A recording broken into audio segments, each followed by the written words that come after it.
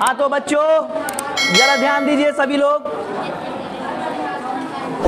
Class 10th का एक question है लेसन 1 का। क्वेश्चन का क्या नाम है जरा बोलिएगा। सामाजिक अंतर है ना, सामाजिक, यही ना है। क्या है क्वेश्चन?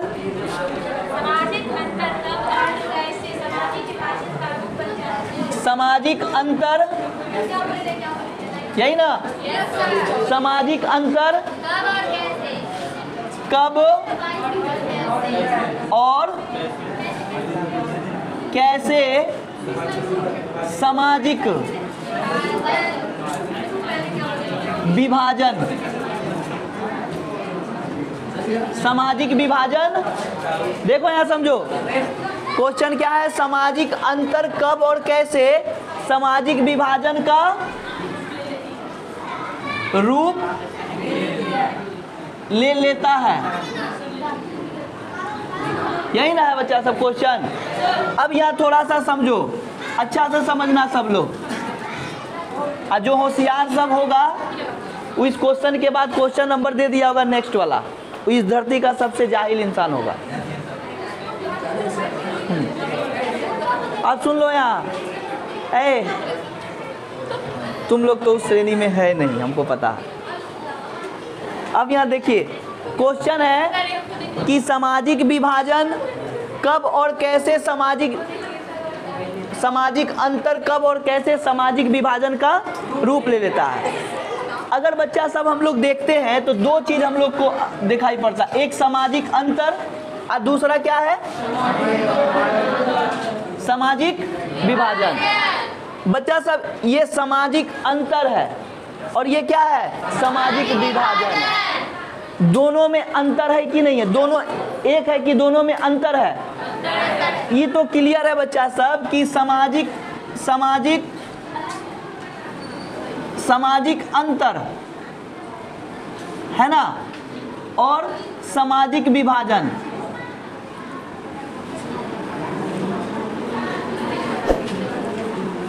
है ना। अगर ये दोनों में फर्क निकालते हैं हम लोग, सामाजिक विभाजन में, सामाजिक अंतर में और सामाजिक विभाजन में जब हम लोग देखते हैं तो ये दोनों में बहुत बड़ा अंतर है बच्चा सब, है ना, बहुत बड़ा अंतर है। और अंतर, इसको अंतर कहने का मतलब है कि इसमें क्या है बच्चा सब, दोनों एक दूसरे के क्या हैं, अलग हैं। समझ रहा बात को, दोनों एक दूसरे से क्या है, अलग है। आप देखो अगर हम लोग अंतर खोजना चाहते हैं तो सबसे पहले सामाजिक अंतर को जब हम लोग समझ जाएंगे तो बच्चा सब सामाजिक विभाजन को भी समझ जाएंगे। क्योंकि हमारा इतना तो निश्चित है कि ये समस्या जो है ये किसकी समस्या है, समाज की समस्या है। तो सामाजिक अंतर के बाद ही जाकर के कौन सी समस्या उत्पन्न होती है, सामाजिक विभाजन की समस्या उत्पन्न होती है। तो सामाजिक अंतर की स्थिति उत्पन्न होने के पीछे क्या कारण है, सामाजिक अंतर की स्थिति उत्पन्न होने का क्या कारण हो सकता है। हमारा देश जो है बच्चा सब दुनिया का ऐसा देश है जिसमें हजारों संस्कृति रहती है, अलग अलग भाषाएं बोली जाती है, अलग अलग धर्म के विचार वाले लोग हमारे देश में निवास करते हैं। फिर भी हमारा देश का जो संविधान है सबको एकीकृत करके रखता है ना। तो इसमें एकीकृत करके रखने में हमारे देश के संविधान का बहुत अहम रोल है बच्चा सब। लेकिन हम लोग को उसको जानने से पहले हम लोग को पहले समझना पड़ेगा बच्चा सब सामाजिक अंतर को, कि सामाजिक अंतर, आखिर में सामाजिक अंतर उत्पन्न कैसे होता है। तो सामाजिक अंतर उत्पन्न होने के पीछे हमारे समाज में बच्चा सब हम लोग दो समुदाय को लेते हैं। एक सवर्णों को लेते हैं, क्या किसको लेते हैं, सवर्णों को, सवर्ण। और दूसरा समुदाय लेते हैं किसको बच्चा सब, दलितों को। एक किसको लिए, सवर्णों, और दूसरा किसको लिए, दलितों को। अब यहाँ देखो बच्चा सब, इस सवर्ण समुदाय के जो लोग हैं उस समाज में बच्चा सब संपन्नशाली है। समाज में संपन्नशाली यानी कि कहने का मतलब है अच्छा जीवन है ना। अच्छा जीवन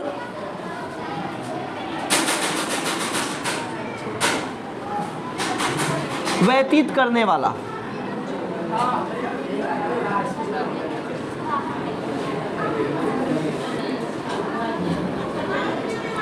है ना बच्चा सब। सवर्ण कहने का मतलब है अच्छा जीवन व्यतीत करने वाला व्यक्ति, जिसके पास किसी चीज का कोई कमी नहीं है, आराम से जीवन को व्यतीत कर रहा है, पढ़ने लिखने खाने पीने के किसी चीज का अभाव नहीं है, वैसे समूह को हम लोग क्या कहेंगे बच्चा सब? सवर्ण समूह कहेंगे। क्या कहेंगे? सवर्ण समूह। तो ये हमारे समाज का ही हिस्सा है ना। और एक समुदाय हम लोग देख रहे हैं बच्चा सब, जिसको हम लोग क्या कहेंगे? दलित समुदाय कहेंगे। तो दलित समुदाय कहने का मतलब है बच्चा सब रोटी कपड़ा मकान आदि चीजों के लिए मोहताज। समझा बच्चा सब? दलित कहने का मतलब बच्चा सब रोटी कपड़ा, मनुष्य की सबसे निम्नतम आवश्यकता क्या है बच्चा सब? रोटी कपड़ा मकान। रोटी कपड़ा मकान अगर मिल जाएगा तो उसके बाद वो क्या सीखेगा? शिक्षा के विषय में सीखेगा। किसके विषय में? शिक्षा पाने के विषय में सोचेगा। लेकिन बच्चा सब पहले तो रोटी चाहिए, कपड़ा चाहिए, मकान चाहिए, उसके बाद ना शिक्षा को सीखेगा। तो ये चीज़ों को हमारे समाज का दूसरा जो समूह है, एक समूह है बच्चा सब दलित, जो रोटी कपड़ा मकान आदि चीज़ों को बच्चा सब बहुत मुश्किल से प्राप्त करता है, बहुत कष्ट से प्राप्त करता है। यानी कि समाज में कह सकते हैं कि इसके पास बहुत बड़ी समस्याएं हैं कि इसको रोटी कपड़ा मकान मिलने में भी बहुत समस्या है। और समाज का एक समूह को हम लोग देख रहे हैं बच्चा सब कि संपन्नशाली है, इसके पास किसी चीज़ का कोई कमी नहीं है ना। ये अपने आप को इन लोगों से क्या मानता है बच्चा सब? निम्न मानता है। क्या मानता है? निम्न मानता है कि हम इन लोगों के बराबरी नहीं कर सकते हैं। और समाज में इन लोगों का वर्चस्व रहता है। क्या रहता है?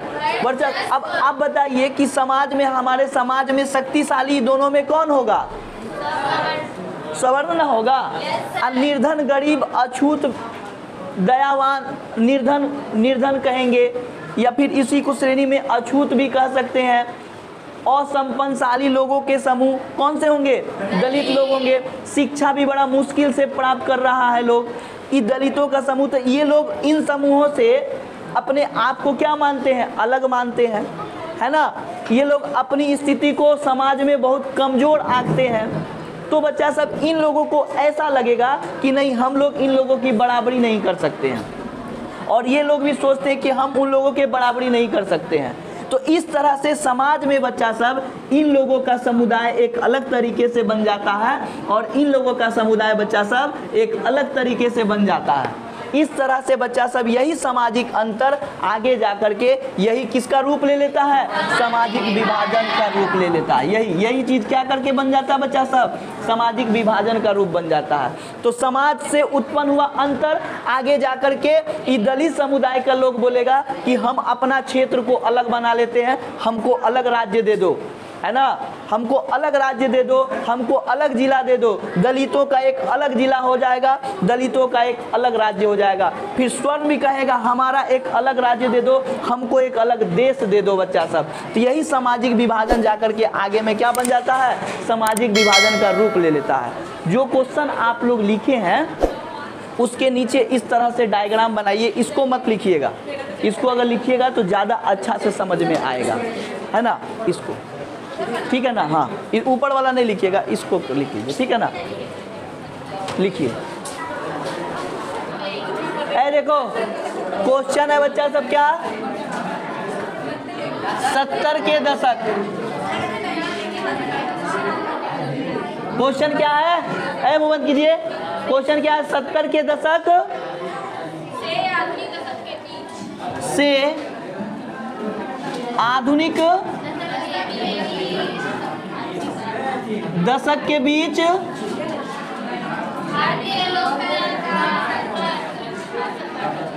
भारतीय लोकतंत्र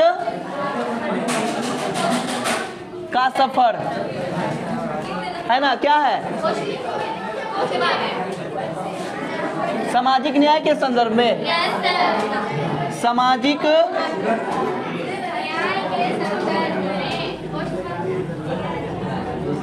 के संदर्भ में का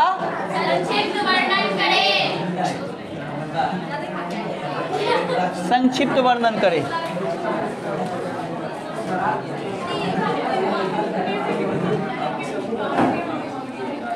क्वेश्चन नंबर कितना है? Question number 4। अब यहाँ देखिए, थोड़ा सा ध्यान दीजिए बच्चा सब। क्वेश्चन नंबर जो भी हो ध्यान दीजिए। क्वेश्चन ये बोल रहा है कि 70 के दशक से आधुनिक दशक के बीच, है ना, आधुनिक दशक के बीच भारतीय लोकतंत्र का सफर सामाजिक न्याय के संदर्भ में। अब यहाँ थोड़ा सा समझिए, सभी लोग समझिए बच्चा सब, कि भारत को जो है कहाँ हो रहा है? भारत बच्चा सब स्वतंत्र कब हुआ? 1947 में, है ना। तो 1947 में भारत स्वतंत्र हुआ, है ना। स्वतंत्रता के पश्चात बच्चा सब भारत में जो है 1952 में, क्या 1952 में प्रथम आम चुनाव हुआ। क्या हुआ? आम चुनाव हुआ। 1952 में प्रथम आम चुनाव हुआ। इसी 1952 के आम चुनाव के बाद भारत के प्रधानमंत्री कौन बने? प्रथम पंडित जवाहरलाल नेहरू बने। पंडित जवाहरलाल नेहरू बने, है ना, भारत के प्रथम प्रधानमंत्री। यानी कि बच्चा सब कह सकते हैं हम लोग कि 1952 से लेकर के 1967 तक का जो शासनकाल था बच्चा सब, शासनकाल या फिर ये शासनकाल राजनीतिक दृष्टिकोण से, किस दृष्टिकोण से? राजनीतिक दृष्टिकोण से ये जो शासनकाल था वो सवर्ण लोगों के हाथ में था, है ना। किन लोगों के हाथ में था? सवर्ण लोगों के हाथ में। यानी कि 1952 से लेके 1967 तक का जो काल था वो किन लोगों के हाथ में था? सवर्ण लोगों के हाथ में था। और सवर्ण लोगों के हाथ में कहने का मतलब ये हुआ कि सुविधा संपन्न लोग, ऐसे लोग जिनकी आजीविका अच्छी खासी थी, है ना, जो बल बुद्धि से संपन्न थे, है ना, रहन सहन विचारधारा से भी सभी तरीके से क्या थे? संपन्न थे। लेकिन धीरे धीरे करके भारतीय राजनीति में बच्चा सब परिवर्तन आता गया, है ना। भारतीय राजनीति में परिवर्तन आता गया। चूंकि बच्चा सब यहाँ बोल रहा है कि आधुनिक दशक, यानी आधुनिक दशक मतलब आज का समय, एक आज का समय है और एक क्या था बच्चा सब? 70 के दशक का बाद का समय था, है ना। अब बोल रहा है भारतीय लोकतंत्र का सफर। भारतीय लोकतंत्र का सफर कहने का मतलब है हमारा देश का जो संविधान है वो दुनिया के सर्वश्रेष्ठ संविधानों में से एक है। हमारे देश का संविधान सभी को समान अधिकार देता है, चाहे वो दलित हो, चाहे वो महादलित हो, चाहे वो कौन सा समूह हो बच्चा सब, सवर्ण हो, है ना, सभी को समान अधिकार देता है। तो हम लोग ये देख रहे हैं कि 1967 तक का जो समय था भारतीय राजनीति में, इसमें किन लोगों का ज़्यादा योगदान था? सवर्ण लोगों का योगदान था। लेकिन 1970 के बाद 1970 के बाद यानी कि 1970 से 90 के बीच, है ना, 1970 से 1990 के बीच भारतीय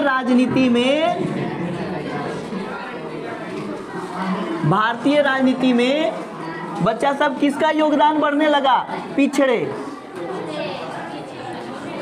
तथा अन्य पिछड़े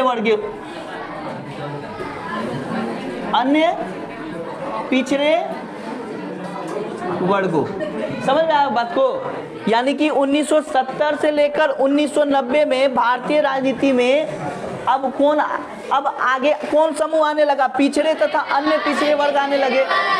ये लोग राजनीति से जोड़ करके शासन जैसे कार्यों में आगे बढ़ने लगे। कौन सा समूह? पिछड़ा तथा अन्य पिछड़ा वर्ग।